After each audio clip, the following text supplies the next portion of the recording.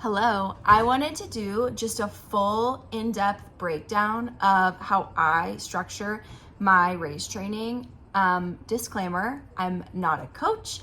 I have no formal training. I just am someone who, when I get into a hobby or sport, I go crazy on the research. I listen to every podcast I can find. I read every article I can find. Any information that the elite runners or elite whatevers are putting out, I'm reading it. I'm taking it in. I'm taking notes. I'm trying it out in my training, that kind of thing.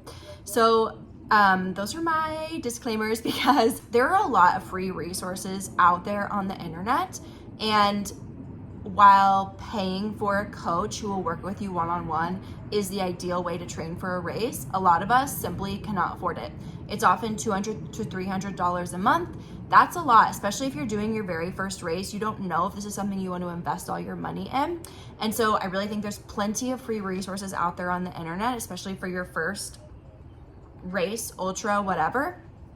And so this is just meant to be another resource for you to maybe give you some ideas of implementing your training, just see how other people are structuring their training, so that maybe if you put together a plan for yourself, you can kind of like check it against someone else's and be like, okay, this is like vaguely what other people are doing, so that makes me feel better.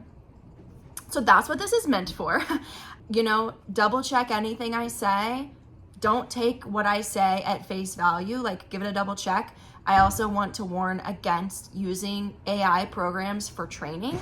AI does not know your situation. They are not a person. AI is not a runner. They do not know. They're just pulling information from the internet, and that information may not be the best for you. So unless you are giving AI extremely specific requirements, I would not use it, because you may not know what those requirements you need to be giving it are, like those parameters, until you're pretty far into your running journey. One of those is the 10% rule. I know one of the huge criticisms of the app Runna is that it'll give you too many speed workouts a week. You shouldn't be doing 3 speed workouts a week unless you're an elite athlete. And it also increase your volume way too quickly. So be very careful with that. That's why using a human coach is the best. But if you cannot afford it, here is a resource for you, hopefully to help you out. Last thing I'll say, fueling and sleep are everything. It's really important to do everything you can to not get injured while you're training for a race. And so fueling and sleeping are part of the deal. Training for an ultra is a full-time job, they say, and it's not just because you have to do so much running. It's all the recovery and everything else that comes with it. Okay, first thing we're going to talk about is an overview of my training structure and what I have learned and how I structure my training. I think a lot of people's first question is like, how long should I train? How many months should I train for my race? It depends on your fitness, depends on your race length. For me personally, I trained for my first 50K for 3 months. I was a big hiker. I was not a runner at all. So that wasn't like a couch to 50K. That was like I hike 20 plus miles a day. Now I'm gonna just shift to running. So I did 3 months. I think it was fine. My first 50 miler ended up being that first 3 months and then 3 more months. And in terms of speed for the race that I chose, it was not enough. I didn't make the cutoff on that one. And so I think 6 months for 50 miler, if you're not a runner at all, can be really difficult because you do kind of have to build up a base of speed. But if you're already a runner, I think 6 months is okay. I think it's plenty. I know a lot of people will train for 6 months for a 100 miler if they're already a runner. So it's just kind of up to you. You kind of have to know yourself, which I know is a very vague answer, but I would give yourself as much time as possible, especially because I often fall sick at some point during my training, and you may have to take a full week off because you're sick. Don't run when you're sick. It's not worth it. And then sometimes you'll get injured. It just happens, especially as a newer runner. You're trying to figure things out. You may accidentally ramp up too fast, or you could fall on trail and hurt your leg. I bruised my bone during a training block and I had to stop running for like 3 weeks. And so the more time you give yourself to train before your race, the better prepared you are for getting sick, getting injured, having to take time off for travel. You have family vacation, you don't want to run during that trip. That's fine. The longer you have to train, the less stressful taking a week off is going to be. So I'm going to train, hopefully, for a 100 miler next summer. I'll probably give myself 6 to 8 months to train for that. But I already had like a pretty high base of running. I just ran 50-mile race last week. Attempted it. Okay, another piece of the structure is how do I plan out my training block? For the purpose of this video, we're gonna pretend we're doing a 6-month training block for any race. I personally alternate between speed and endurance blocks. So I am someone who is not very speedy. And then for an ultra, everybody needs to build their endurance. That's important unless you're, can already run 100 miles. So I alternate between speed and endurance blocks. The speed typically for people goes earlier in the training, and then your endurance blocks will go later in the training. So you can do like, say we're doing our 6-month training, you could do a speed, endurance, speed, endurance, speed, endurance, or you could do like 2 speed and endurance, a speed and then 2 endurance. You can kind of mix them up however you want. You want your training to be fun. And so if it's gonna be more fun for you to kind of mix those up along the way, I think that's totally fine. Ask a coach, but I think that's fine. We'll talk about how to structure a speed block and an endurance block. I'll talk about how I do that later on. Another important piece is a deload week. So for me personally, I'll do a 3 or 4 week build, and then I'll have a deload week. Then I'll do another 3 or 4 week build, and then I'll do a deload week. I actually usually do 3 weeks plus a deload so that each block is like an actual month. I just think that kind of like helps me, I don't know, mentally. It's nice to break it up with those deload weeks. And then I typically do a 2-week taper at the end of my training leading up to the race. I think now where my fitness is at for a 50K, I'll probably just start doing 1-week tapers for 50Ks, but for 50 milers, for my 100 miler next year, I'm gonna do a 2-week taper. I think it's very important. And then again, 10% rule. Did I already say the 10% rule? If not, the 10% rule is a general guideline that if you start doing research into how to structure training, you will see everywhere. It's kind of like the accepted, safe ramping up of training is to ramp up by 10% weekly. And that is kind of the best practice to not injure yourself. Everybody's different. Some people can ramp up quicker. Some people cannot ramp up as fast. But yes, I know that means if you're running 6 miles a week, you can only ramp up by 1 mile a week, but that's showbiz, baby. You just have to be patient with running, honestly, if you don't want to get injured. And listening to your body just comes with time. Unfortunately, it just takes time to learn what your body's telling you, and you just have to be patient with it and you'll figure it out. Let's start with how I structure a speed block. Speed work is very fun. It also can be, dangerous isn't the right word, but it is a stressor that can often cause injury. So you have to be pretty careful with it. If you've never done speed work, ramp up slowly. Typically, if I'm in a speed block, I will do 2 speed workouts a week. But for me personally, I'm pretty injury prone when I ramp up speed work.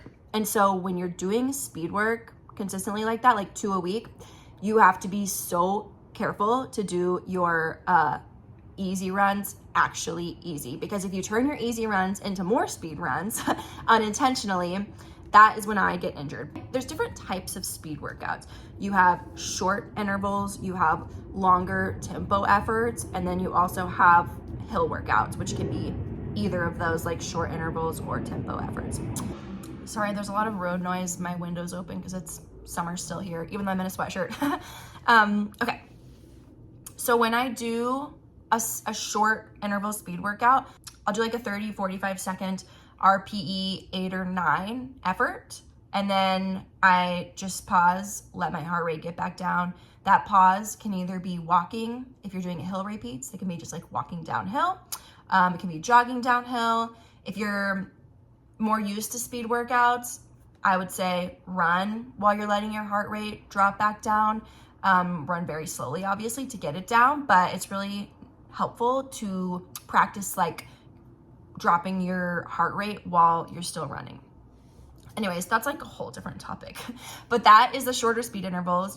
Your longer tempo efforts will be like a 6 to 10 minute effort at threshold pace. So I'll do mine like 6 to 10 minute hill running effort at like a lower speed so that I stay around the threshold. For me personally, my threshold is like 175 to 180. I can sustain that heart rate for 20 minutes if I need to, or longer. But for those tempo workouts, it'll be like 6 to 10 minutes typically is what people do. And they'll do like, I don't know, 2, 3, 4 of them. It just depends on your fitness level. But if you're just getting started into those tempo type workouts, just do one and see how that feels.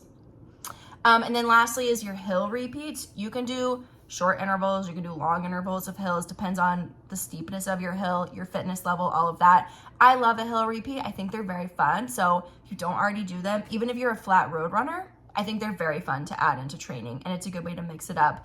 And it also is great for your knees. If you're doing speed workouts on flat or downhill, I wouldn't recommend downhill speed efforts, but I'm sure people do them.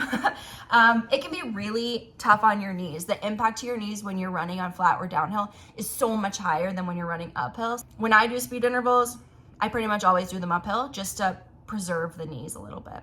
And then during a speed block, I keep my volume pretty much the same.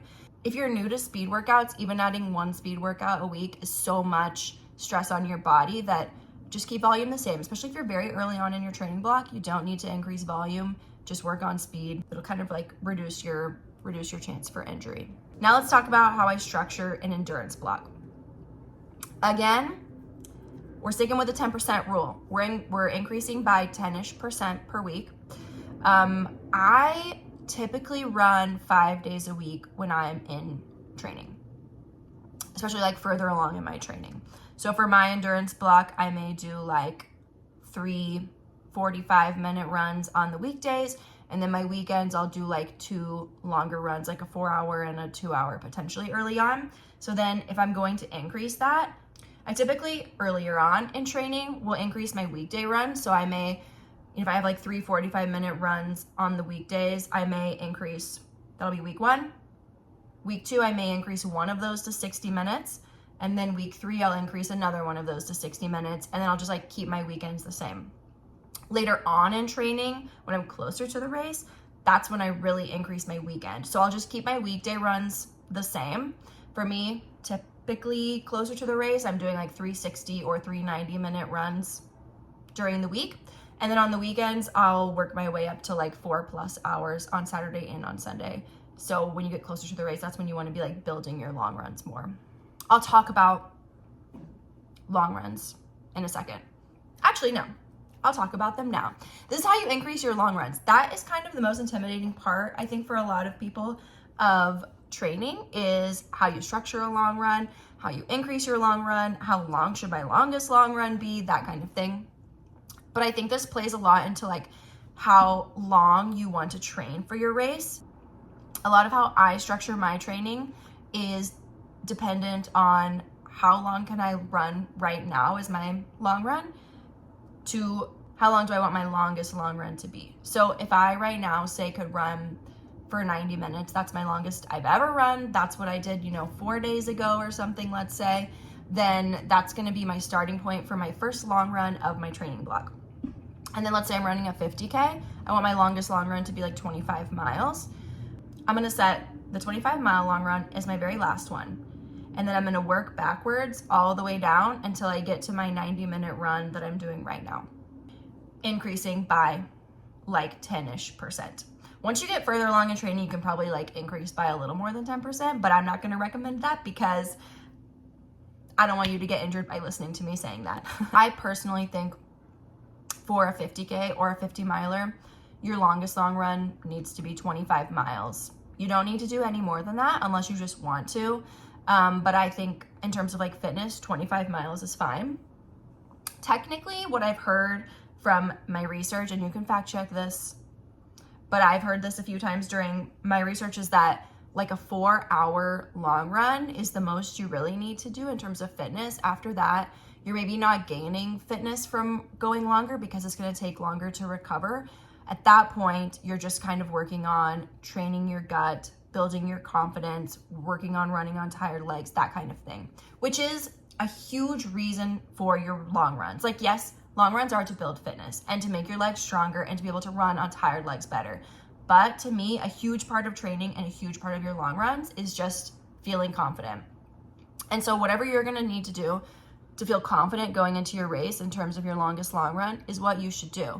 For me, before I went into my first 50 miler, at that point I had only run a 50K once. I felt like I needed to run a second 50K, and so I signed up for another 50K race pretty close to my 50 miler just to build confidence. I don't think for fitness I needed to do that, but I didn't feel confident going into my first 50 miler without it, and so that's what I did. It may sound intimidating to get up to like a 25-mile run. That's like basically a marathon. That can be really intimidating, but if you're giving yourself enough time, you can get there from where you are right now. I promise. Something I love to do is back-to-back long runs. I don't think they're necessary for a 50K other than for the confidence aspect, but for a 50 miler and above, I would highly recommend back-to-back long runs just from my own personal experience. I think they're amazing for training you to run on tired legs, training your mind. Who wants to go out and run 2 25-mile days back-to-back? Mentally, that is so hard. And so if you can get up and do that, you can get up and run 50 miles on race day. Like, I think the confidence that builds is crazy. It also helps your gut a lot because on the second day, do you want to be eating candy anymore? No. Does your stomach want to be still running or still trying to digest while you're running? No. And so I think it's great for training your gut as well. So I love doing back-to-back long runs. I think that's make or break for me when it comes to 50 milers. I have felt so much better going into races having a bunch of back-to-back long run weekends under my belt than just doing like one long run a week.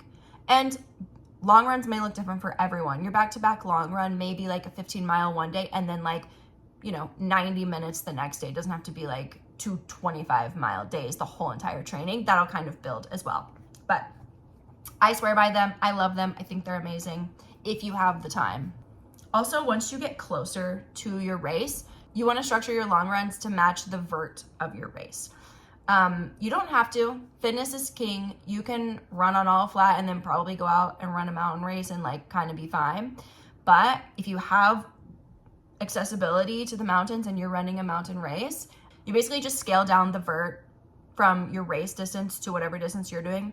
So if you're running a 50-mile race with 10,000 feet of vert, then for your 25-mile long run, you're cutting the distance in half, so you'll just cut the vert in half and do like 5,000 feet of vert for your 25-mile long run. And that will really help get the stimulus in your legs to match what you're gonna be doing on race day.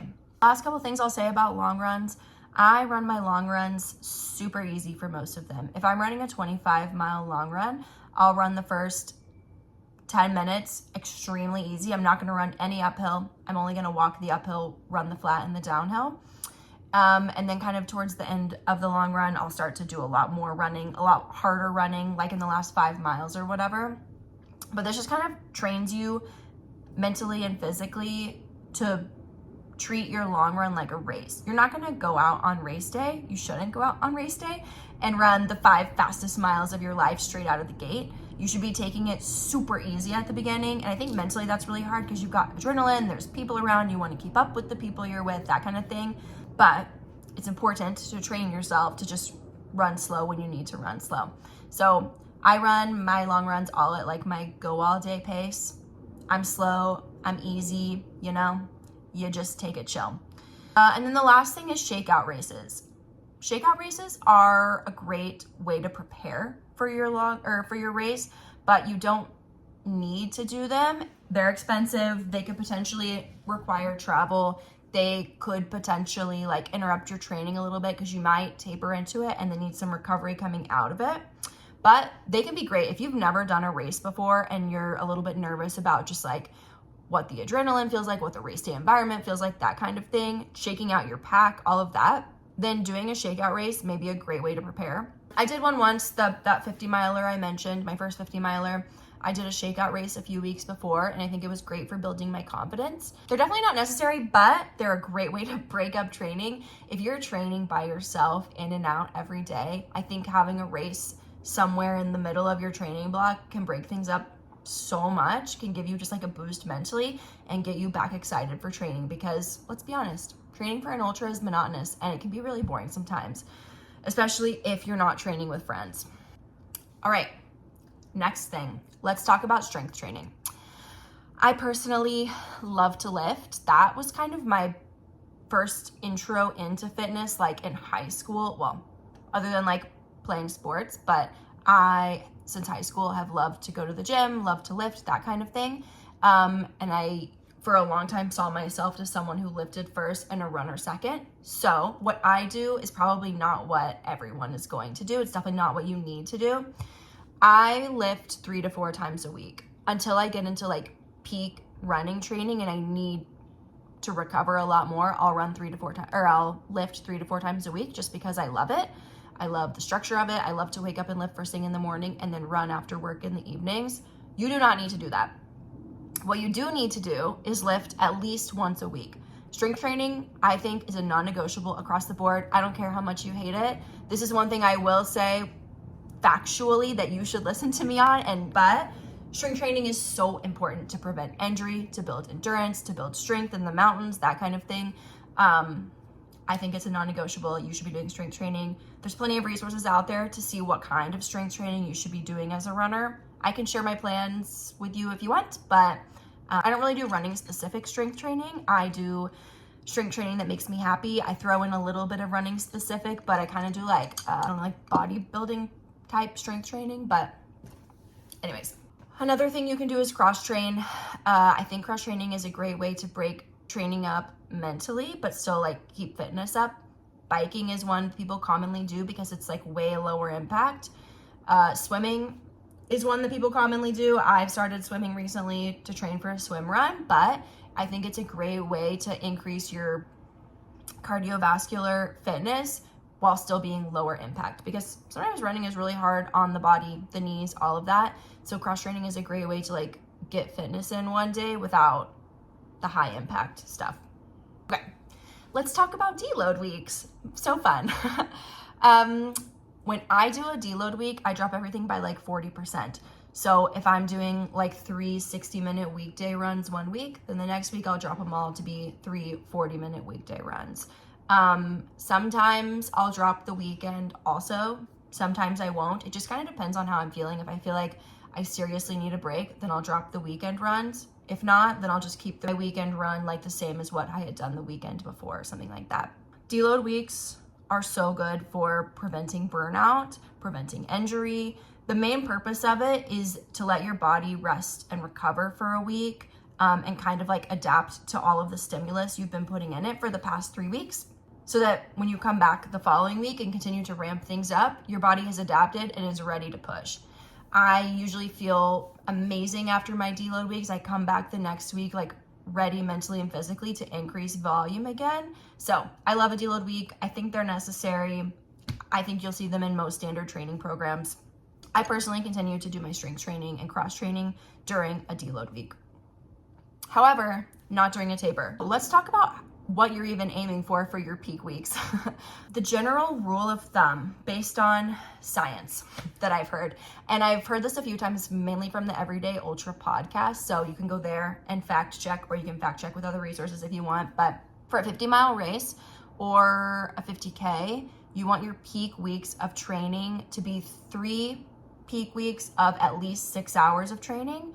And then you want, if you're doing a 100-miler plus, you want your peak 6 weeks of training to be at least 9 hours of running.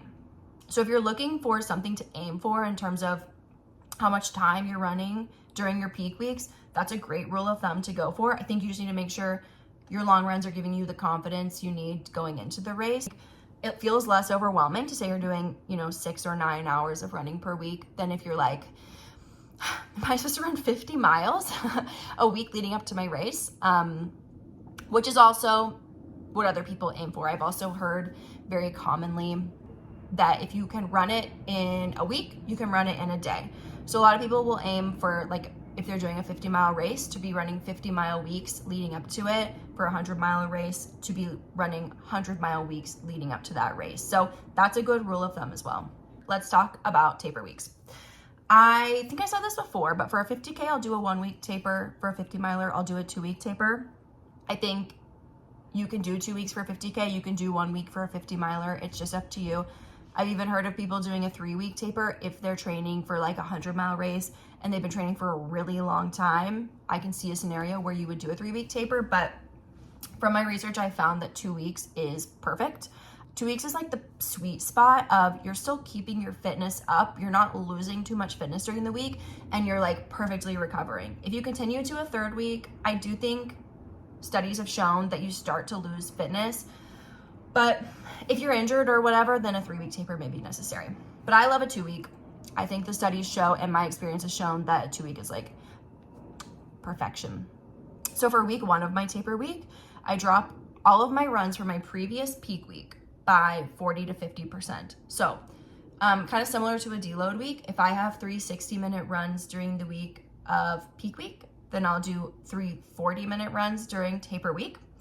And then same on the weekends. So say I have 2 4-hour runs back to back on my peak weekend. Then for taper weekend, I'll do 2 2-hour runs back to back. And that's how I structure it. Easy, you just drop everything by 50%. Then for week 2 of your taper week, you're gonna drop everything by like 40 to 50% again. So usually for my taper week, I'll do a 30-minute run, 2 20-minute runs, and then the day before the race, a 10-minute run. You want to run the day before your race just to like keep the blood flowing, shake out your legs a little bit. I think that run is very important. I continue to do my speed workouts during taper weeks. I taper down my speed workouts, but I still do 1 a week. So it's usually on the Monday of each week. I do it early on in the week. I think taper week 1, it's not as important. Taper week 2, you definitely want to do it early on in the week. If you do it too close to race day, you just risk tiring out your legs a little too much for race day. You want to go into race day perfectly rested, recovered, tapered. And so if you do that earlier on in the week, then you don't risk messing that up. I don't do any cross training either of those weeks. Maybe taper week 1, I'll like swim. Maybe I'll do like a very light lift, but taper week 2, I don't do any swimming, no biking, no lifting. You don't want to be sore during that time. You're not trying to like gain strength in the gym during that time. So if anything, you're just like kind of doing some like maintenance lifting, but very light, very chill. And then during those weeks, you're sleeping a lot and you're eating a lot, especially for the like 4 or 5 days leading up to the race, you're carb loading. And you get to eat as many carbs as you want. And there are formulas to follow for how many carbs to eat during that week, but it's kind of dependent on you and your body and what you've been doing throughout your training. Last thing is race day. So how I split up my race, this kind of doesn't really have to do with my training block, but I'm gonna give you these bonus tips anyways. You're welcome. For a 50-mile race, I run the first 20 miles pretty slow. I keep it like RPE 2 to 3, very chill. My go all day pace, that kind of thing. And then once I hit the 20-mile mark, I kind of let myself go a little bit more. So by then I know how I'm feeling, I know how the day is going for me, and I'll kind of like let myself rip a little. And then like the last 5 or 10 miles, you're done. It's probably all downhill at that point anyways. Run as fast as you want, just like get it over with as fast as you can kind of thing, if you're feeling good enough.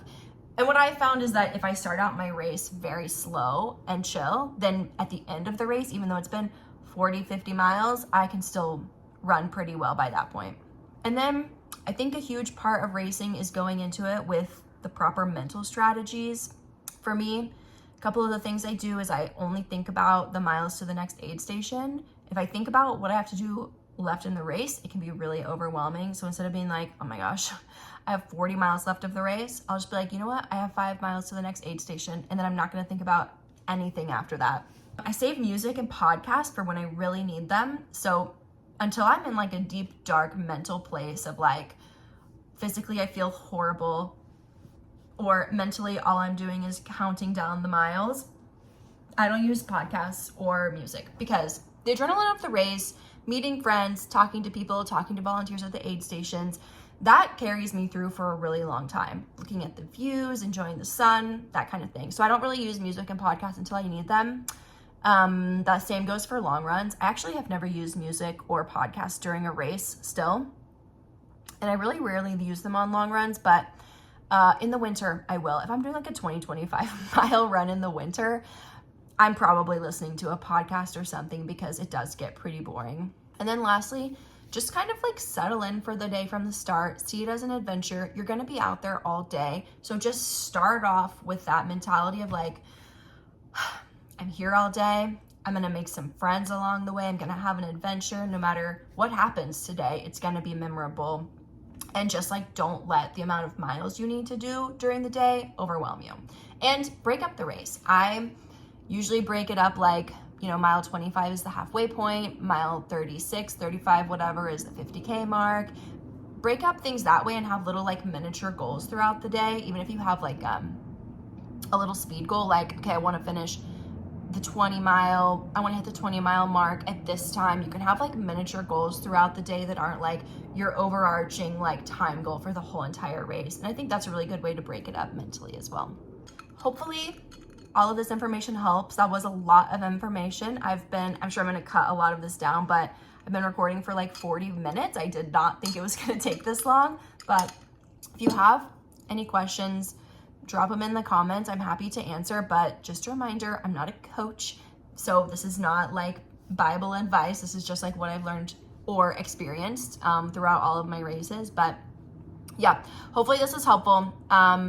Racing is fun, but training is honestly even more fun. So settle into the monotony and the suck of training and find little ways to enjoy it, and it'll go by a lot quicker than you expect. So happy running.